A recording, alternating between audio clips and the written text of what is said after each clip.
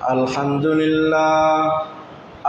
لله نحمده ونستعينه ونستغفره ونؤمن به ونتوكل عليه ونعوذ بالله من شرور أنفسنا ومن سيئات أعمالنا من يهده الله فلا مضل له ومن يضلله فلا هادي له وأشهد أن لا إله إلا الله وحده لا شريك له وأشهد أن سيدنا وسندنا وحبيبنا ومولانا محمد أرسله بالحق بشيرا ونذيرا وداعيا إلى الله بإذنه وسراجا منيرا وقد قال الله تعالى في كلامه المجيد وفي فرقانه الحميد أما بعد فإن خير الحديث كتاب الله وخير الهدي هدي محمد صلى الله عليه وسلم وشر الأمور محدثاتها وكل محدثة بدعة وكل بدعة ضلالة وكل ضلالة في النار. أعوذ بالله من الشيطان الرجيم. بسم الله الرحمن الرحيم. اقرأ باسم ربك الذي خلق خلق الإنسان من علق اقرأ وربك الأكرم الذي علم بالقلم علم الإنسان ما لم يعلم. যাবতীয় প্রশংসা মহান আল্লাহ তাআলার, যার অশেষ মেহেরবানিতে সালাতুল জুমা আদায় করার জন্য বিগত জুমাগুলোর ন্যায় আজকেও আমাদের সকলকে আসার বসার, কিছু কথা বলার, শোনার তৌফিক আল্লাহ আমাদের দান করেছেন। এজন্য অন্তরস্থল থেকে রবের দরবারে আমরা প্রশংসা জ্ঞাপন করি, সকলে পড়ি আলহামদুলিল্লাহ। বিশ্ব মানবতার দূত, আখিরি জামানার নবী, সাইয়্যিদুল কাওনাইন রাহমাতুল লিল আলামিন, সাইয়্যিদুস সাকালাইন, যার অশেষ প্রচেষ্টার মাধ্যমে ইসলাম ধর্ম বিস্তৃত লাভ করেছেন, যার সুপারিশ ছাড়া হাসরের ময়দানে আমরা কেউ জান্নাত লাভ করতে পারবো না। এজন্য অন্তরস্থল থেকে তিনার প্রতি আমরা দুরূদ পাঠ করি, সকলে পড়ি আল্লাহুম্মা সাল্লি আলাইহি আল্লাহুম্মা বারিক আলাইহি। সুপ্রিয় উপস্থিতি, তাওহীদি জনতা, আমরা আগে যে আলোচনা ধারাবাহিকভাবে আমরা করে আসছিলাম, সে আলোচনা আমাদের চলছিল জ্ঞান অর্জনের গুরুত্ব সম্পর্কে আমরা আলোচনা করেছি। জ্ঞান অর্জনের গুরুত্ব সম্পর্কে আলোচনা করতে গিয়ে আমরা এ পর্যন্ত কয়েকটা পর্ব আলোচনা করেছি। আজকেও আমাদের জ্ঞানের গুরুত্ব সম্পর্কেই আলোচনা হবে ইনশাআল্লাহ বিতৌফিকি ইল্লা বিল্লাহ। সুপ্রিয় উপস্থিতি, জ্ঞান অর্জন, এটার গুরুত্ব অপরিসীম এবং এটার কয়েকটা পয়েন্ট আপনাদের সম্মুখে উপস্থাপন করেছিলাম। আজকে আমরা বিশেষ একটা উল্লেখযোগ্য গুরুত্ব সম্পর্কে বিশেষ একটা উল্লেখযোগ্য পয়েন্ট আপনাদের সামনে উপস্থাপন করব ইনশাআল্লাহ বিতৌফিকি ইল্লা বিল্লাহ। আমাদের জ্ঞান অর্জনের গুরুত্ব সম্পর্কে আলোচনার যে আজকে বিশেষ পয়েন্ট, এই পয়েন্টটার নাম হচ্ছে জীবনকে মর্যাদাশীল বানাতে জ্ঞানের গুরুত্ব অপরিসীম। আপনি মানুষ, আপনাকে আশরাফুল মাখলুকাত হিসেবে সৃষ্টি করা হয়েছে। আপনাকে এত সম্মান, এত মর্যাদাশীল, আপনাকে শ্রেষ্ঠ সম্মানই কেন করা হলো, কিসের জন্য করা হলো, কার মাধ্যমে করা হলো, অর্থাৎ একজন সৃষ্টি কিভাবে তার জীবনকে মর্যাদাশীল, গুরুত্বপূর্ণ এবং ওই ব্যক্তিকে সম্মানসূচক এবং সর্বশ্রেষ্ঠ সম্মানী হিসেবে কিভাবে আল্লাহ তাআলার দরবারে বিশ্বে জাতির কাছে তুলে ধরতে পারে এবং এর জন্য করণীয় কি, অর্থাৎ জ্ঞান এই জন্য অপরিসীম বিষয়, এ সম্পর্কে আমাদের আলোচনা। সম্মানিত উপস্থিতি, মুসল্লিন আযম, আল্লাহ সুবহানাহু ওয়া তাআলা মানুষকে আশরাফুল মাখলুকাত হিসেবে সৃষ্টি করেছেন।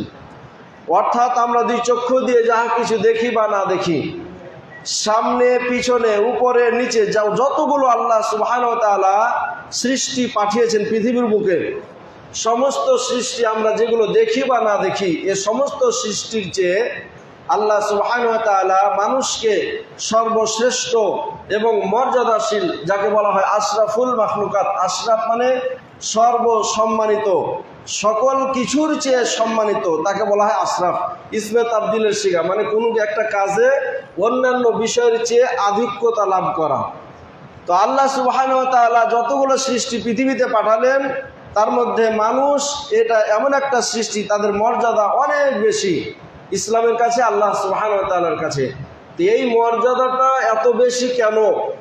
এই মর্যাদাটা এত বেশি এজন্য যে আল্লাহ সুবহানাহু ওয়া তাআলা মানুষকে বিশেষ জ্ঞান দান করেছেন, বিশেষ শিক্ষা দান করেছেন। বিশেষ কিছু বিষয়ে মানুষকে শিক্ষা দান করার কারণে মানুষের মর্যাদা আজকে এত বেশি হয়ে গিয়েছে। আল্লাহ সুবহানাহু ওয়া তাআলা আসমান থেকে যতগুলো কিতাব মানুষের হেদায়েতের জন্য দান করেছেন, তার মধ্যে সর্বশ্রেষ্ঠ কিতাব হচ্ছে আল কোরআন। এই আল কোরআন সর্বশ্রেষ্ঠ কিতাব।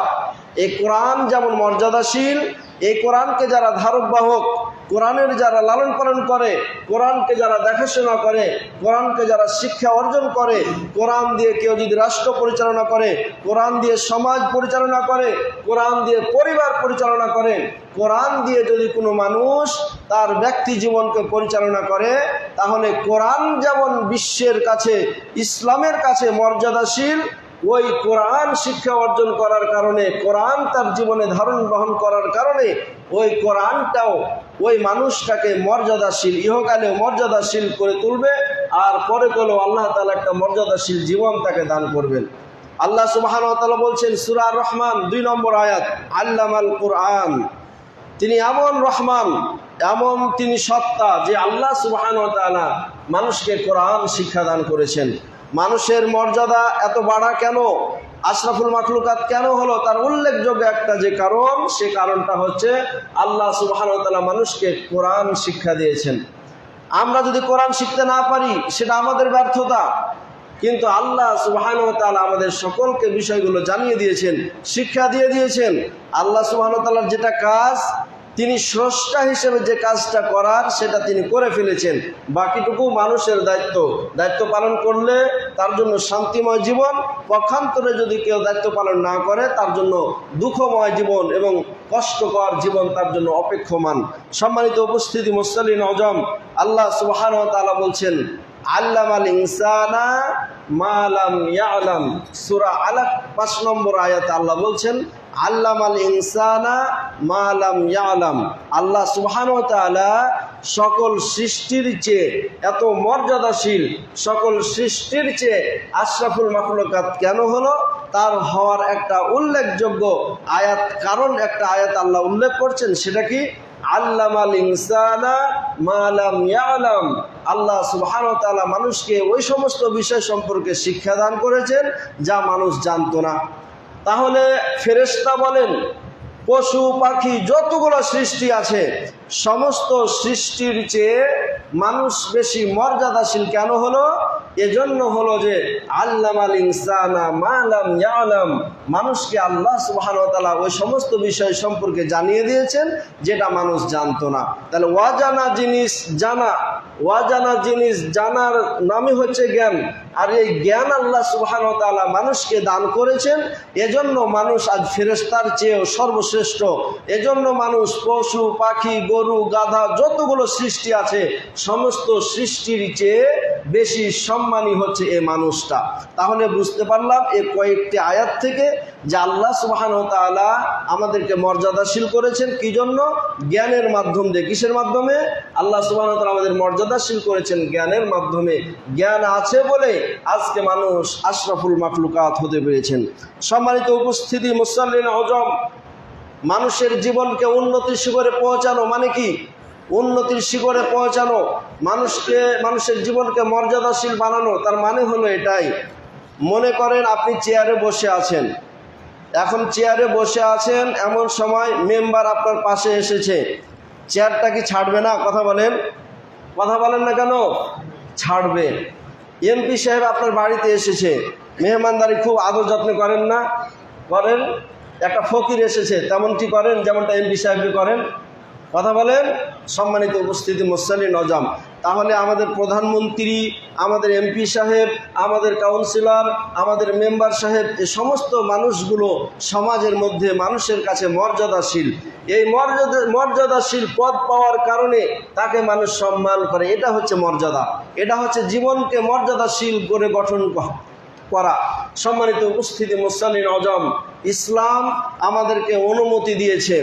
ইসলামের ইতিহাস পড়ে দেখেন, মানুষের ইতিহাস পড়ে দেখেন যে মানুষ এই শিক্ষা অর্জন করার কারণে অন্যান্য সৃষ্টিকে আল্লাহ সুবহানাহু ওয়া তাআলা সরাসরি মানুষকে সিজদা দেওয়ার কথা বলেছেন। আমরা ইতিহাস পড়েছি, হযরত আদম আলাইহিস সালামকে যখন সৃষ্টি করলেন, সৃষ্টি করার পরে আল্লাহ সুবহানাহু ওয়া তাআলা সমস্ত ফেরেশতাকুলকে বললেন তোমরা আদমকে সিজদা করো। এই যে আদমকে সিজদা করো, এটা সিজদা মূলত ইবাদতগত সিজদা ছিল না, এই সিজদাটা ছিল তাআযীমি সিজদা, সম্মানসূচক সিজদা। এই যে সম্মান এবং মর্যাদাশীল সুযোগ সম্মান সিজদা আমরা করেছিলাম, ফেরেশতারা করেছিল, ফেরেশতারা আদেশকৃত হওয়ার পরে তাকে আদমকে সিজদা করেছিল। এটার পিছনে একটাই কারণ ছিল, সেটা হলো যে আদম আলাইহিস সালামকে আল্লাহ এমন বিষয় সম্পর্কে জ্ঞান দিয়েছিলেন যে জ্ঞানটা অন্য সৃষ্টিকে দেন নাই। এজন্য আল্লাহ তাআলা সিজদা দেওয়ার কথা বললেন। এ সম্পর্ক যদি আমরা পবিত্র কোরআনুল কারীম দেখি তাহলে প্রতীয়মান হব। মহান আল্লাহ সুবহানাহু ওয়া তাআলা সূরা বাকারা 31 থেকে নিয়ে 34 নম্বর আয়াত পর্যন্ত এটার ঘটনা বর্ণনা করছেন। আল্লাহ সুবহানাহু ওয়া তাআলা যখন মানুষকে সৃষ্টি করতে চাইলেন, সকল ফেরেশতাকুলকে একত্রিত করে বললেন, ওয়াইদ ক্বালা রাব্বুকা লিল মালাইকাতি ইন্নী জাইলুন ফিল আরদি খলিফা ক্বালু আতাজআলু ফিহা মান ইফসিদু ফিহা ওয়া ইয়াসফিকুদ দিমা ওয়া নাহনু নুসাব্বিহু বিহামদিকা ওয়া নুকদ্দিসু লাক ক্বালা ইন্নী আ'লামু মা লা তা'লামুন। আল্লাহ সুবহানাহু ওয়া তাআলা বলছেন, ফেরেশতাকুলকে যখন একত্রিত করে সকলকে বললেন আমি জমিনে খলিফা সৃষ্টি করতে চাই, সকল ফেরেশতা একত্রিত হয়ে কথায় উত্তর দিলেন, নাহনু নুসাব্বিহু ওয়া নুকদ্দিসু লাক, হে আল্লাহ আমরা আপনার তাসবিহ, তাহলিল, জিকির, আজকার, আপনার ইবাদত করছি, তাহলে এই খলিফা মানুষকে সৃষ্টি করার প্রয়োজন কি? আল্লাহ সুবহানাহু ওয়া তাআলা বলছেন যে ইন্নী আ'লামু মা লা তা'লামুন, হে ফেরেশতা সকল তোমরা জেনে রাখো আমি যা জানি তা তোমরা জানো না। তাহলে আল্লাহ সুবহানাহু ওয়া তাআলা মানুষকে সৃষ্টি করার জন্য ফেরেশতা সকলকে বললেন যে মানুষ সৃষ্টি করতে চাই, খলিফা বানাতে চাই। ফেরেশতারা তাতে সম্মতি দিল না। কেন দিল না? এই জন্য দিল না যে মানুষ আসার আগে, আল্লাহ তাফসীর কারক লিখছেন যে মানুষ আসার আগে আল্লাহ সুবহানাহু ওয়া তাআলা পৃথিবীতে জিনকে পাঠিয়েছিলেন, জিন জাতিকে পাঠিয়েছিলেন। জিন জাতিরা আল্লাহ সুবহানাহু ওয়া তাআলার অবাধ্যতা, আল্লাহর আইনের অবাধ্যতা, আল্লাহর নীতির অবাধ্যতা করার কারণে আল্লাহ সুবহানাহু ওয়া তাআলা তাদেরকে ধ্বংস করে দিয়েছিলেন। তো জিনেরা পৃথিবীতে এসে বিভিন্ন বিশৃঙ্খলা, অরাজকতা, রক্ত ফাসাদ সৃষ্টি করার কারণে ফেরেশতা সমূহ বললেন যে আপনি যে এখন মানুষকে খলিফা হিসেবে সৃষ্টি করবেন, তাহলে জিনেরা তো আপনার আইন মানে নাই, না মানার কারণে তারা বিভিন্ন রকমের বিশৃঙ্খলা জমিনে সৃষ্টি করেছে, মানুষরাও করবে। তো আল্লাহ সুবহানাহু ওয়া তাআলা বলছেন ইন্নী আ'লামু মা লা তা'লামুন, হে ফেরেশতা সকল তোমরা জেনে রাখো আমি আল্লাহ সুবহানাহু ওয়া তাআলা যা জানি তা তোমরা জানো না। এবার ঘটনা, সৃষ্টি করার ঘটনা অনেক আছে, তো আমি সেদিকে যাচ্ছি না, আমার পয়েন্টের দিকে আসছি। তো আল্লাহ সুবহানাহু ওয়া তাআলা যখন আদম আলাইহিস সালামকে সৃষ্টি করা, যখন সব কিছু কাদামাটি দিয়ে যখন তাকে গঠন করা হয়ে গেল, গঠন করে হয়ে যাওয়ার পরে আল্লাহ সুবহানাহু ওয়া তাআলা তাকে কিছু শিক্ষা দিলেন। আল্লাহ বলছেন ওয়া আল্লামা আদম আল আসমাআ কুল্লাহা, আল্লাহ সুবহানাহু ওয়া তাআলা বলছেন হযরত আদম আলাইহিস সালামকে আল্লাহ সুবহানাহু ওয়া তাআলা কিছু জ্ঞান দিলেন, কিছু বিষয়ের জ্ঞান সম্পর্কে, কিছু বিষয়ের সমস্ত কিছুর জ্ঞান নাম তাকে শিক্ষা দিলেন। সমস্ত কিছুর মানে তাফসীর কারক লিখছেন পৃথিবীতে যাহা কিছু আছে সকল সৃষ্টি সম্পর্কে আল্লাহ সুবহানাহু ওয়া তাআলা তাকে জ্ঞান দিয়ে দিয়েছিলেন, সকল কিছুর নাম সম্পর্কে তিনাকে জানিয়ে দেওয়া হয়েছিল। সুম্মা আরাদাহুম আলাল মালাইকাতি ফাকালা আম্বিউনি বিআসমাই হাউলাই ইন কুনতুম সাদিকুন, ফেরেশতা সমূহকে আল্লাহ বললেন তোমাদের দাবি, তোমাদের দাবি ছিল মানুষকে সৃষ্টি করতে হবে না, মানুষরা পৃথিবীতে গিয়ে বিভিন্ন রকমের অরাজকতা সৃষ্টি করবে, অতএব মানুষকে আপনি সৃষ্টি করিয়েন না। এই দাবিটা যদি তোমাদের সত্য হয়ে থাকে তাহলে এই সমস্ত বিষয়গুলোর তোমরা নাম বলে দাও। সম্মানিত উপস্থিতি মুসল্লিন আযম, ক্বালু, ফেরেশতা সমূহ বলল, সুবহানাকা লা ইলমা লানা ইল্লা মা আল্লামতানা। হে আল্লাহ, আপনার পুত পবিত্রতা মহিমা আমরা বর্ণনা করছি, আমরা ততটুকু সম্পর্কে জ্ঞান অর্জন করেছি বা জানি যতটুকু আপনি জানিয়ে দিয়েছেন, তাছাড়া এর বাইরে আমরা কোনো জ্ঞান আমাদের নেই। ইন্নাকা আনতাল আলিমুল হাকিম, অবশ্যই তুমি আলিমুল হাকিম, প্রজ্ঞাময় এবং মহাজ্ঞানী। এখান থেকে আমরা একটা জিনিস শিক্ষা পাই, সেটা হলো যে ফেরেশতা সমূহকে জিজ্ঞাসা করলো যে তোমরা যদি জেনে থাকো, তোমাদের দাবি যদি সত্য হয়ে থাকে তাহলে এই সমস্ত বিষয়গুলোর নাম বলে দাও। কিন্তু ফেরেশতা সমূহ এক কথাই বললেন যে আপনি আমাকে যতটুকু আমাদেরকে জানিয়েছেন ততটুকুই জানি, এর থেকে আর বেশি আমরা জানি না। মানুষের মধ্যে দেখতে পাওয়া যায় যে মানুষরা না জেনে উত্তর প্রদান করে, এটা করা যাবে না। ফেরেশতাদের থেকে আদব নিতে হবে। আপনি যদি জেনে থাকেন কোনো একটা বিষয়, আপনার সন্তান আপনাকে জিজ্ঞাসা করলো, আলেম আপনাকে জিজ্ঞাসা করলো, সাধারণ মানুষ বন্ধু বান্ধব আপনাকে জিজ্ঞাসা করলো, এই জিজ্ঞাসিত বিষয়টা যদি আপনাদের জানা না থাকে তাহলে ফেরেশতাদের এই আয়াত থেকে আমরা আদব শিষ্টাচার পাই, সেটা হলো সরাসরি আপনাকে উত্তর না দেওয়া। আপনি চুপ থাকবেন, এটা জানার সঠিকটা জানার চেষ্টা করবেন, তারপরে তখন তাকে উত্তর দিবেন। না জানা বিষয়ে আপনি উত্তর প্রদান করতে গেলে অবশ্যই আমানতের খিয়ানত হবে। প্রশ্নটা এটা একটা আমানত। আপনাকে আমি জিজ্ঞাসা করলাম, আপনি জানছেন না, মানে জিজ্ঞাসিত বিষয়টা আমানত। যদি জানেন তাহলে বলবেন, যদি না জানা থাকে তাহলে, যদি না জানা বিষয় আপনি উত্তর প্রদান করেন তাহলে সেক্ষেত্রে আমানতের খিয়ানত করা হবে, সেটার উত্তর প্রদান করা হবে না। সম্মানিত উপস্থিতি মুসল্লিন আযম, ক্বালা ইয়া আদম, এবার আল্লাহ সুবহানাহু ওয়া তাআলা আদমকে বললেন, আম্বিউহুম বিআসমাইহিম, হে আদম তুমি এ সমস্ত বিষয়গুলোর তুমি নামগুলো বলে দাও। সম্মানিত উপস্থিতি মুসল্লিন আযম, ফালাম্মা আম্বাহুম বিআসমাইহিম, আদম আলাইহিস সালাম যখন এই সমস্ত সৃষ্টিকুলের যখন নামগুলো বলে দিলেন, ক্বালা, তখন আল্লাহ বললেন, আলাম আকুল লাকুম ইন্নী আ'লামু গায়বাস সামাওয়াতি ওয়াল আরদি ওয়া আ'লামু মা তাবদুনা ওয়া মা কুনতুম তাকতুমুন। আল্লাহ সুবহানাহু ওয়া তাআলা বলছেন এবার ফেরেশতাদেরকে যে তোমরা তো উত্তর দিতে পারলে না, আর আদমকে আমি জিজ্ঞাসা করলাম, আদম সমস্ত কিছুর উত্তর প্রদান করে দিল। তারপর বলছে, আলাম আকুল লাকুম, আমি কি তোমাদেরকে বলি নাই আসমান এবং জমিনের গায়েবী খবর একমাত্র আমি আল্লাহ সুবহানাহু ওয়া তাআলা রাখি। তোমরা যা গোপন করো আর যা প্রকাশ করো সমস্ত বিষয় সম্পর্কে জ্ঞান রাখার ক্ষমতা আমি আল্লাহ সুবহানাহু ওয়া তাআলা রয়েছে। অতএব হে ফেরেশতা সমূহ, তোমরা যে আমাকে পরামর্শটা দিচ্ছিলে সেটা মূলত একটা মিথ্যা দাবি ছিল, তোমাদের দাবিটা মূলত সঠিক দাবি ছিল না, এ সম্পর্কে আমি আল্লাহ সুবহানাহু ওয়া তাআলাই ভালো জানি। এবার যখন আদম আলাইহিস সালাম যখন সমস্ত কিছু নাম বলে দিলেন, তাহলে সেখানে সবচেয়ে জ্ঞানী হলো না? কথা বলেন, আমার আলোচনা বুঝতে পারছেন তো? যখন আল্লাহ সুবহানাহু ওয়া তাআলা ফেরেশতাদেরকে বললেন যেগুলোর নাম বলো, ফেরেশতারা বলল আমরা জানি না, যতটুকু আপনি শিখিয়ে দিয়েছেন ততটুকুই জানি, এর বেশি জানি না। কিন্তু আদম আলাইহিস সালামকে যখন বললেন, হে আদম তুমি এগুলোর নাম বলে দাও, কিন্তু আদম আলাইহিস সালাম সমস্ত কিছুর নাম বলে দিলেন, তাহলে ফেরেশতাদের চেয়ে ওখানে জ্ঞানী হযরত আদম আলাইহিস সালাম হলেন না? যখন আদম আলাইহিস সালাম সেখানে জ্ঞানী হলেন, এই জন্য আল্লাহ সুবহানাহু ওয়া তাআলা এবার ফেরেশতাদেরকে বলছেন, ওয়াইজ কুলনা লিল মালাইকাতি ইসজুদু লি আদম। আল্লাহ সুবহানাহু ওয়া তাআলা যখন আদম আলাইহিস সালামকে ফেরেশতা সমূহকে বললেন, উসজুদু লি আদম, হে ফেরেশতা সমূহ তোমরা আদমকে সিজদা করো, ফাসাজাদু ইল্লা ইবলিস, তখন সব ফেরেশতা সকলে সিজদা করলো আদম আলাইহিস সালামকে, ইল্লা ইবলিস, তবে ইবলিস সিজদা করলো না। এই যে আমরা শয়তান, যেটা আজাজিল বলে আমরা যাকে জানি, সেটা হচ্ছে ইবলিস, সে কিন্তু আদম আলাইহিস সালামকে সিজদা করলো না। আবা ওয়াস্তাকবারা, সে অস্বীকার করলো, ওয়াস্তাকবারা, সে অহংকার করলো, ওয়া কানা মিনাল কাফিরিন, আর সে কাফেরদের অন্তর্ভুক্ত হয়ে গেল। সম্মানিত উপস্থিতি মুসল্লিন আযম, আমার পয়েন্টের সাথে এই আয়াতের যে আলোচনাটা আমি বুঝাতে চাচ্ছি সেটা হলো, আদম আলাইহিস সালাম জ্ঞান অর্জন করেছিলেন, আদম আলাইহিস সালামের জ্ঞান ছিল, আদম আলাইহিস সালামের শিক্ষা ছিল, আদম আলাইহিস সালামের ভিতরে জ্ঞান থাকার কারণে তার মর্যাদা, তার জীবনটা মর্যাদাশীল হয়ে গেল। এত মর্যাদাশীল হলো যে সমস্ত ফেরেশতা সমূহকে বললেন সিজদা দেওয়ার কথা, আর সকল ফেরেশতা আদম আলাইহিস সালামকে সিজদা প্রদান করলেন। তাহলে আদম আলাইহিস সালাম সিজদা দিলেন, আদম আলাইহিস সালামকে সিজদা দেওয়া হলো, এটা কি সম্মান নয়?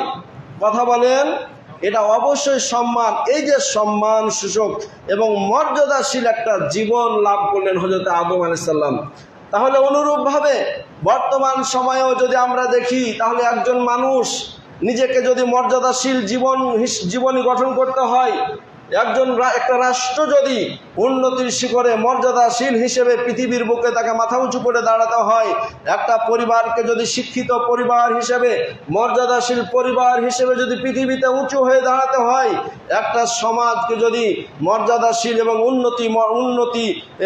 উন্নতি সমাজ হিসেবে গড়ে উঠতে হয়, তাহলে ওই রাষ্ট্র, ওই সমাজ, ওই পরিবার, ওই ব্যক্তির মধ্যে জ্ঞান অপরিহার্য বিষয়। জ্ঞান তার মধ্যে থাকাই লাগবে, জ্ঞান অপরিসীম, যার কোনো সীমা, যার কোনো মূল্য নেই। সম্মানিত উপস্থিতি মুসল্লিন আযম, তাহলে আমরা এই আয়াত থেকে প্রমাণ পেলাম হযরত আদম আলাইহিস সালামকে এত মর্যাদাশীল যে সিজদা করতে বাধ্য করা হয়েছিল ফেরেশতাদেরকে, আদেশ করা হয়েছিল ফেরেশতাদেরকে। এত মর্যাদাশীল এজন্য যে শুধু শিক্ষা তার মধ্যে ছিল, জ্ঞান তার মধ্যে ছিল, সে কারণে। সম্মানিত উপস্থিতি মুসল্লিন আযম, জ্ঞানের মর্যাদা অপরিসীম। যাকে জ্ঞান দেওয়া হয়েছে সে ব্যক্তিরও মর্যাদা অপরিসীম। এ সম্পর্কে সূরা মুজাদালা 11 নম্বর আয়াত যদি আমরা দেখি, তাহলে প্রতীয়মান হব। মহান আল্লাহ সুবহানাহু ওয়া তাআলা ঘোষণা করে বলছেন, ইয়া আইয়ুহাল্লাযীনা আমানু ইযা ক্বিলা লাকুম তাফাসসাহু ফিল মাজালিসি ফাফসাহু ইয়াফসিহুল্লাহু লাকুম ওয়া ইযা ক্বিলা আনশুজু ফানশুজু ইয়ারফাউল্লাহুল্লাযীনা আমানু মিনকুম ওয়াল্লাযীনা উতুল ইলমা দারাজাত ওয়াল্লাহু বিমা তা'মালুনা খাবীর। সূরা মুজাদালা 11 নম্বর আয়াত। অত্র আয়াতের মধ্যে মহান আল্লাহ সুবহানাহু ওয়া তাআলা ঘোষণা করে বলছেন, ইয়া আইয়ুহাল্লাযীনা আমানু, হে মুমিন বান্দাগণ। এখানে সাধারণভাবে সকল মুমিন বান্দাদেরকে আল্লাহ তাআলা আদেশ করছেন, চাই সেটা শাসক হোক, চাই সেটা সমাজ নেতা হোক, চাই সেটা মসজিদ কমিটি হোক, চাই সেটা ইমাম হোক, চাই সেটা আলেম হোক, চাই সেটা আপনারা সাধারণ যারা মুসল্লি এসেছেন তারা হন, সকল মুমিন বান্দা যারা আল্লাহর প্রতি ঈমান এনেছে, আল্লাহকে বিশ্বাস স্থাপন করেছে, পরকালকে যারা বিশ্বাস করেছে, এরকম সাধারণ সকল মানুষদেরকে আল্লাহ সুবহানাহু ওয়া তাআলা আহ্বান করে বলছেন, ইযা কিলা লাকুম, যখন তোমাদেরকে বলা হয় তাফাসসাহু ফিল মাজালিসি, তোমরা এক জায়গায় বসে দ্বীনি আলোচনা করছো, কোরআন এবং হাদিসের আলোচনা করছো, দিন ধর্ম সম্পর্কে আলোচনা করছো, শান্তিপূর্ণ সমাজে, রাষ্ট্রে, ব্যক্তি, পরিবার জীবনে তোমরা নিজেকে শান্তিপূর্ণ জীবন গঠন করতে তোমরা পরামর্শ করছো এক বৈঠকে বসে। এরকম বৈঠকে যদি তোমরা অবস্থান করো, বসে থাকো, তাহলে ওই বৈঠকে তোমরা জায়গাকে প্রশস্ততা করে দাও।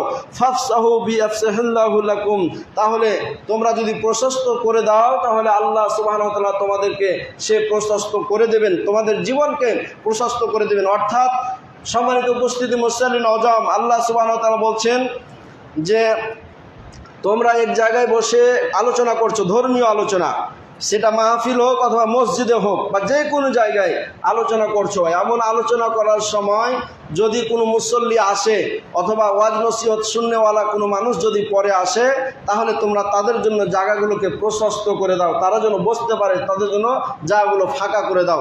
সম্মানিত উপস্থিতি মুসল্লিন আযম, এই আদেশ দিচ্ছেন মহান আল্লাহ তাআলা। ওয়াইদা কিলাং সুজু, আর যখন তোমাদেরকে বলা হয় উংসুজু ফাংসুজু, তোমরা উঠে যাও, তখন তোমরা উঠে যাবে। ইয়ারফিউল্লাহুল্লাযীনা আমানু মিনকুম ওয়াল্লাযীনা উতুল ইলমা দারাজাত, আর তোমাদের মধ্যে হতে যে সমস্ত ব্যক্তিরা যারা ঈমানদার, ওই সমস্ত ব্যক্তিদের মর্যাদা আল্লাহ সুবহানাহু ওয়া তাআলা বৃদ্ধি করে দেন।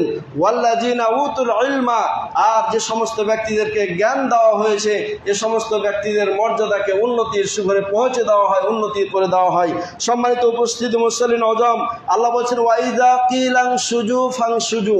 এখানে দুইটা কথা আল্লাহ সুবহানাহু ওয়া তাআলা বলছেন। প্রথমে বলেছেন তাফাসসাহু, যখন তোমাদেরকে বলা হয় জায়গা ফাঁক করে দাও, তখন তোমরা জায়গা ফাঁকা করে দিবা। যখন তোমাদেরকে বলা হয় উঠে যাও, তখন তোমরা উঠে যাবা। ভালো করে বুঝবেন বিষয়টি, ভালো করে বুঝবেন। এখানে আলেমের মর্যাদা, মানে একজন ব্যক্তি জ্ঞানী, এই জ্ঞানী ব্যক্তির মর্যাদা কেমন সে বিষয়টা এখানে বুঝাচ্ছে। তাহলে একজন ব্যক্তি ওয়াজ করছেন, ভালো করে বুঝবেন, একজন ব্যক্তি ওয়াজ করছেন, আলেম মানুষটা আপনাকে কোরআন এবং হাদিসের আলোকে দিন বুঝাচ্ছেন, আপনাকে দিনই জ্ঞান আপনাকে দিচ্ছেন। এমন সময় ওই আলেমটা যদি বলে ফাঁকা জায়গাটা পূরণ করেন, তাহলে ফাঁকা জায়গা পূরণ করা এটা ওয়াজিব। ওয়াজিব ওয়াজিব কার কথা? কথা বলেন, আল্লাহর কথা। একজন মানুষ আসছে, এখন ওই আলেমটা আপনাকে বলছে ভাই অমুক ব্যক্তিটা আসছে, জায়গাটা ফাঁকা করে দেন, তাহলে এই আদেশ মানা কার কার কার কথা? এই আদেশ মানা ওয়াজিব, এটা কার কথা? আল্লাহ সুবহানাহু ওয়া তাআলা ওই কথাই বলছে, যখন তোমাদেরকে বলা হয় ওয়াইদা কিলা লাকুম, যখন তোমাদেরকে বলা হয় যে তাফাসসাহু ফিল মাজালিসি, বৈঠকে যখন তোমরা দ্বীনের কথা শুনবা, ওই দ্বীনের কথা শোনা অবস্থায় যখন বলা হবে জায়গাটা ফাঁকা করে দাও, তখন তোমাদের ফাঁকা করে দেওয়াটা ওয়াজিব হয়ে যায়, এটা আল্লাহর হুকুম। যখন তোমাদেরকে বলা হয় তোমরা এখন উঠে যাও, মাহফিল শেষ, বক্তব্য শেষ, তোমাকে এখন উঠে যেতে হবে, তাহলে এই উঠে যাওয়াটা এটা কার আদেশ? আল্লাহর আদেশ। তাহলে এই কথাটা বলবেন কারা? কথা বলেন, আল্লাহ কি আসবে ভাই? 1400 বছর আগে কোরআন দিয়ে দিয়েছেন, আর 1400 বছর আগে ব্যাখ্যা করে ইলমে ওহী গয়রে মাতলু তথা হাদিস দিয়ে আল্লাহ রাসূল বুঝিয়ে চলে গেছেন। তাহলে আল্লাহও নেই, ভালো করে বুঝবেন, মানে আল্লাহ বুঝিয়ে দেওয়ার জন্য নেই, কথা বুঝতে পারছেন? আবার আল্লাহ নেই বলতে ওই আল্লাহ নেই, বিষয়টা এরকম না, মানে আল্লাহ আপনাকে চাল ফেটে বুঝাতে আসবে সেজন্য আল্লাহ নেই, কথা বুঝতে পারছেন? আর আল্লাহ রাসূলও 1400-1450 বছর আগে চলে গেছেন, তার মানে আল্লাহ রাসূলও নেই, কথা বুঝতে পারছেন? তাহলে এখন মাহফিলে মোকাদ্দমায় বিভিন্ন জায়গায় মসজিদে গোরস্থানে এ সমস্ত বিষয়গুলো দ্বীনি আলোচনা করার ক্ষেত্রে আপনাকে কোরআন হাদিস বুঝিয়ে দিবেন কারা? আলেমরা না? তাহলে ওই আলেমরা যখন আপনাকে বলবে জায়গা ফাঁকা করো, তখন জায়গা ফাঁকা করা ওয়াজিব, বিধান কার? আল্লাহর। ওই আলেম যখন আপনাকে বলবে যে আপনি জায়গা কি বলে আপনি উঠে যান এখন, তাহলে উঠে যাওয়াটা ওয়াজিব, বিধান কার?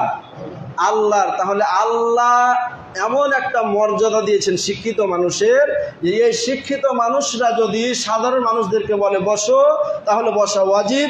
এই শিক্ষিত মানুষরা যদি বলে তুমি উঠো, তাহলে উঠা ওয়াজিব। এটা মর্যাদা না? কথা বলেন। চেয়ারম্যান সাহেব যদি আপনার কাছে আসে, চেয়ারম্যান সাহেব বলছে খাতা নিয়ে আসো, খাতা নিয়ে আসা, আপনারা দৌড় দিয়ে নিয়ে আসেন না? হ্যাঁ, নিয়ে আসেন না? আসেন না? নিয়ে আসেন। চেয়ারম্যান সাহেব যদি বলে এক গ্লাস পানি দেন, তাহলে দেন না? মনে করেন ওসি সাহেব আপনার বাড়িতে আসছেন, পুলিশ এক গাড়ি পুলিশ নিয়ে আপনার বাড়িতে আসছেন, তাহলে চেয়ার নিয়ে বসতে দেন না? কথা বলেন। তাহলে ভাই দুনিয়ার জীবনে একটা চেয়ারম্যানকে, প্রধানমন্ত্রীকে, এমপি সাহেবকে, মেম্বারকে, ওসি সাহেবকে, ডিসি সাহেবকে বসতে দেওয়ার জন্য, সম্মান প্রদানের জন্য এত কিছু করছেন, তাহলে ওই আলেমটা যে ব্যক্তি জ্ঞান অর্জন করেছে তার সম্মান করাও যে ওয়াজিব, এর বিধান দিয়েছেন কে? তাহলে আল্লাহ দিয়েছেন। কিন্তু আলেমরা আজকে সমাজের কাছে, রাষ্ট্রের কাছে, বিভিন্ন জায়গায় আজকে অপরাধী। গত 15 বছরে আওয়ামী লীগ শাসন আমলে আল্লামা সাঈদ রহিমাহুল্লাহকে যখন জেলখানায় নিয়ে যায়, তো যখন জেলখানায় নিয়ে যায় তো তিনার ব্যাপারে বক্তব্য ছিল কি, সমাজের মানুষকে শুনতে পেয়েছি সমাজের মানুষের কাছে যে সে বড় আলেম হয়েছে, তো কী হয়েছে, অপরাধ আছে বলি তো তাকে জেলখানায় নিয়ে গেছে। কথা ভালো করে বুঝবেন, অপরাধ আছে বলে তো তাকে জেলে নিয়ে গেছে, এরকম কথা শুনতে পেয়েছি। এটা কুফরি কথা, ভালো করে বুঝে রাখবেন। একজন আলেমের ব্যাপারে শাসকরা যুগে যুগে আলেমদের উপরে অত্যাচার করেছে, শুধু আওয়ামী লীগ না। আপনি ইতিহাস পড়ে দেখেন, এখন প্র্যাকটিক্যালে আওয়ামী লীগকে পেয়েছেন বলে আপনি বলছেন যে আমাদের প্রধানমন্ত্রী সাহেবা হাসিনা এরকমভাবে আলেমদেরকে শাস্তি দিয়েছে, কিন্তু ইতিহাস প্রমাণ করছে শুধু আলেম না, যুগে যুগে নবীদের উপরে অত্যাচার করে এসেছে শাসক গোষ্ঠী। আল্লাহ রাসূলকে 3 বছর জেল খাটতে হয়েছে, ইতিহাস পড়ে দেখবেন। 3 বছর জেল খাটতে হয়েছে, মানে পাহাড়ের উপরে। যখন আবু তালেবকে বলল, আবু তালেব মানে আল্লাহ রাসূলের চাচা আবু তালেব, যখন আবু তালেবকে বলল যে তুমি তোমার ভাতিজাকে যেভাবেই হোক তুমি রক্ষা করো, তোমার ভাতিজা যেন দ্বীনের দাওয়াত না দেয়, কোরআন এবং হাদিস ওহির কথা যেন না বলে, লা ইলাহা ইল্লাল্লাহর কথা যেন না বলে, এটা তুমি যেভাবেই হোক তাকে বাধা প্রদান করো। তো আবু তালেব বলল যে অমাবস্যা রাতে কাল নাগিনী যদি আমাকে এসে ছবল মারে, তারপরে মোহাম্মদকে আমি নিষেধ করব না, মোহাম্মদকে তোমাদের হাতে তুলে দেব না। কথা বুঝতে পারছেন? অমাবস্যার রাতে কাল নাগিনী, ইতিহাসে এই কথাটা লিখছে। আমরা যে বছর দাখিল পরীক্ষা দিই, সে বছর আমি আলিয়ার সিলেবাসে ইসলামের যে ইতিহাস বই পড়েছি, ওইটার মধ্যে এই কথাটা লিখছে যে অমাবস্যার রাতে কাল নাগিনী যদি এসে আমাকে ছবল মারে, তারপরে মোহাম্মদকে তোমাদের হাতে তুলে দেব না, মানে ওই দাওয়াতটা দেওয়া থেকে আমি বাধা প্রদান করব না। কথা বুঝতে পারছেন?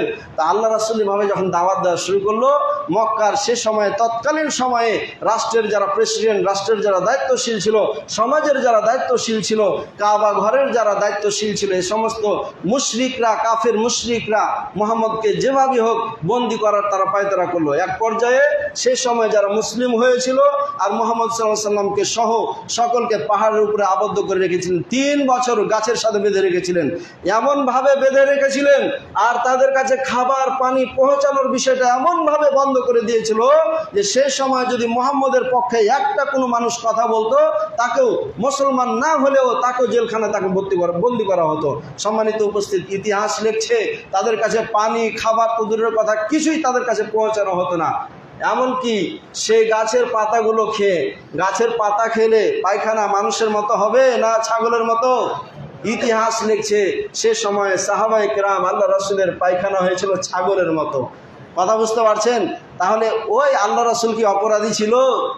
আল্লাহ রাসূল মানতে তো আপনারাও চাচ্ছেন পার্লামেন্টে যে আমরা মদিনার সনদ দিয়ে রাষ্ট্র চালাবো, বলছে না?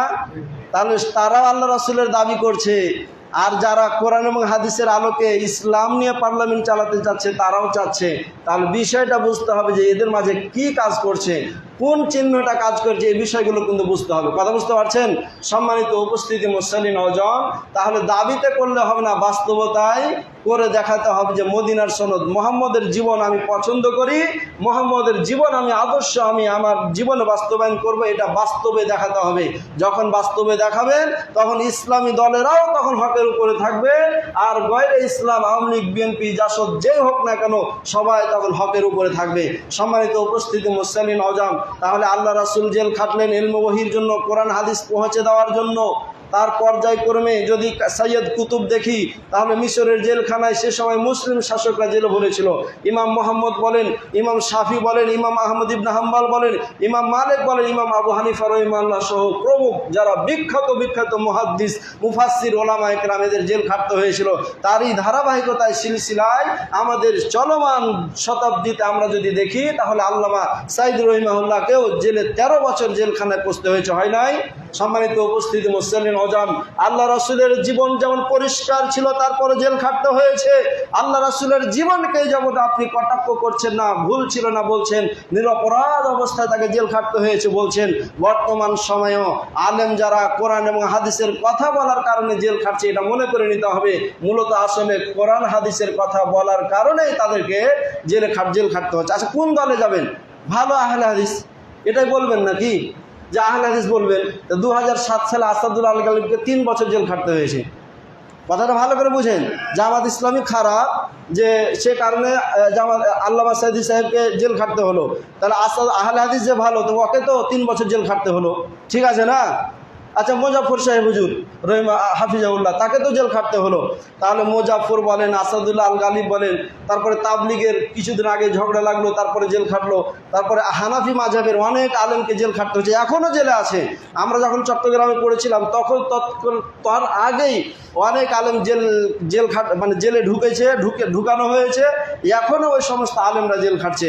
সম্মানিত উপস্থিতি মুসলিম নওজোয়ান, যে কথাটা বলছিলাম যে একজন আলেমের মর্যাদা, মানে আলেমের কথা অনুযায়ী আপনাকে উঠতে হবে, আলেমের কথা অনুযায়ী আপনাকে বসতে হবে। যে আলেম কোরআন এবং হাদিসের কথা বলে, যে আলেম কোরআন এবং হাদিস দিয়ে আপনাকে পরিচালিত করতে চায়, যে আলেম কোরআন এবং হাদিস দিয়ে পার্লামেন্ট পরিচালনা করতে চায়, যে আলেম কোরআন এবং হাদিস দিয়ে যে আলেম সমাজ গঠন করতে চায়, যে আলেম কোরআন এবং হাদিস দিয়ে আপনার ব্যক্তিগত জীবন, পারিবারিক জীবন, সমাজ জীবন, রাষ্ট্র জীবন আপনাকে পরিচালিত করতে চায়, সেই সমস্ত আলেমের কথা অনুযায়ী উঠা আর কথা অনুযায়ী বসা, এটা কার আদেশ?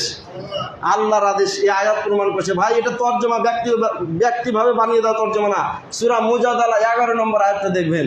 সূরা মুজাদালা 11 নম্বর আয়াত, নেটে আছে, সার্চ দিবেন, অথবা বাড়িতে বাংলা কোরআন আছে, না হলে আমাদের মসজিদে বাংলা কোরআন রাখা আছে। সূরা মুজাদালা 11 নম্বর আয়াতটা সার্চ দিবেন, বা বই তার বাংলা তর্জমা কোরআন আছে, এটা খুলে সরাসরি দেখবেন যে সেখানে আলেমের মর্যাদা সম্পর্কে কি বলা হয়েছে। তাহলে পরিশেষে আমি আপনাদেরকে উদাত্ত আহ্বান জানিয়ে বলি, যে সমস্ত আলেমরা দ্বীনের কথা বলে, কোরআন এবং হাদিসের কথা বলে, কোরআন এবং হাদিস দিয়ে আপনাকে পরিচালিত হওয়ার জন্য আহ্বান করে, এ সমস্ত আলেমদের ব্যাপারে কটু কথা বলা, এ সমস্ত আলেমদের ব্যাপারে ধিক্কারমূলক কথা বলা, এ সমস্ত আলেমদের অপমান করা, অপদস্থ করা, এগুলো সবই হারাম। এ নিঃসন্দেহ হারাম, কোনো সন্দেহ নাই। এই আয়াত থেকে আমরা পুরো প্রতীয়মান হলাম। সম্মানিত উপস্থিতি মুসলিম নওজোয়ান, আল্লাহ বলছেন ওয়াল্লাযীনা উতুল ইলমা দারাজাত, যে সমস্ত ব্যক্তিদেরকে জ্ঞান দেওয়া হয়েছে তাদের মর্যাদা অপরিসীম। ভালো করে বুঝবেন। আরবি ব্যাকরণের একটা কথা বলছি, বুঝে না আসলেও হয়তো বা বাংলা বললে বুঝে আসবে। একাধিক মানে এর সীমা আছে না নাই? দুই, একের অধিক দুই সীমা আছে না? দুইয়ের অধিক তিন সীমা আছে না নাই? আরবি ব্যাকরণে এরকম নিয়ম আছে যে কিছু বহুবচন আছে 3 থেকে 10 পর্যন্ত বুঝায়, আর কিছু বহুবচন আছে 10-এর অধিক বুঝায়, যার কোনো সীমা নাই। কথা বুঝতে পারছেন? বিলিয়ন টিলিয়ন আছে না? হ্যাঁ, গণনাতে একক, দশক, শতক, হাজার, অযুত, লক্ষ আছে না নাই? এই যে অযুত লক্ষ মানে কত যে মর্যাদা, এটার কোনো মূল্য নাই। তো দারাজাত এটা বহুবচন ব্যবহার করা হয়েছে। তো এমন বহুবচন যে বহুবচনের সীমা নাই। প্রত্যেক ইবাদতের সীমা আছে। হজ করেন, জাকাত দেন, সিয়াম পালন করেন, জিহাদ করেন, প্রত্যেকটা আমলের নির্দিষ্ট একটা সীমা আছে, 10টা মর্যাদা, 20টা মর্যাদা। কিন্তু আল্লাহ সুবহানাহু ওয়া তাআলা জ্ঞানী ব্যক্তিদের ব্যাপারে বলছে যে সমস্ত ব্যক্তিরা জ্ঞান অর্জন করেন, আলেম যারা, এই সমস্ত ব্যক্তিদের ব্যাপারে বলছে যে লাহুম দারাজাত, এদের মর্যাদা এত যে সীমাহীন মর্যাদা তাদেরকে প্রদান করা হবে। কথা বুঝতে পারছেন? সীমাহীন মর্যাদা। তাহলে একটা মর্যাদা কেমন? নাসাই শরীফের সহিহ হাদিস দ্বারা প্রমাণ, সাহাবায়ে কেরাম জিজ্ঞাসা করছেন, ইয়া রাসূলুল্লাহ, একটা মর্যাদা কতটুকু উঁচু? আল্লাহ রাসূল বলছে যে তোমরা জমিনে বসে আছো, এ বসে থাকা জমিন থেকে নিয়ে যে ফাঁকা আসমান দেখতে পাচ্ছ, 500 বছরের রাস্তা, এতটুকু মর্যাদা তার স্থল। সুবহানাল্লাহ বললেন না? প্রধানমন্ত্রীর চেয়ার, কথা ভালো করে বুঝবেন, প্রধানমন্ত্রীর চেয়ার আর মেম্বারের চেয়ার, এটা কি এক সমান? এটা এক সমান? এটা আমরা তো ভালো করে বুঝি। হ্যাঁ, সাধারণ একটা ছোট চেয়ার আর একটা উঁচু চেয়ার, এটা কি এক সমান? এই যে আমরা প্রথমটাতে পা দিয়ে আছি, দ্বিতীয়টা, তৃতীয়টা, এটার মর্যাদা আর এটার মর্যাদা কি এক সমান? এক সমান নয়। আল্লাহ সুবহানাহু ওয়া তাআলা বলছেন যে যে সমস্ত ব্যক্তিরা জ্ঞান অর্জন করেছে, শিক্ষা লাভ করেছে, এরা মর্যাদাপূর্ণ জীবন লাভ করবে। এত মর্যাদা যে সীমাহীন, যার কোনো গণনা নাই। তার মানে এটার তাও সীমা আছে, একটা, দুটা, তিনটা। কথা বুঝতে পারছেন? তাহলে হাসরের ময়দানে যারা জ্ঞানী ব্যক্তি, এদের মর্যাদা এত থাকবে যে যার কোনো সীমা আল্লাহ সুবহানাহু ওয়া তাআলা নির্ধারণ করে দেন নাই। সম্মানিত উপস্থিতি, মুসল্লিন আজম, তারপরে আমরা হাদিস দেখি। আন আবি দারদাই রাদিয়াল্লাহু তাআলা আনহু قال সামিতু রাসূলুল্লাহ সাল্লাল্লাহু আলাইহি ওয়াসাল্লাম ইয়াকুল ইন্নাল উলামা ওয়ারাসাতুল আম্বিয়া, নিশ্চয় ওলামায়ে কেরাম হচ্ছে নবীদের ওয়ারিস। নবীদের ওয়ারিস, কথা ভালো করে বুঝবেন। নবীদের ওয়ারিস মানে নবী নাই, আছে কারা? কথা বলেন। নবী নাই, আছে ওলামায়ে কেরাম। কুল্লামা উলকিয়া ফিহা ফাওজুন সাআলাহুম খাজানাতুহা আলাম ইয়াতিকুম নাযীর।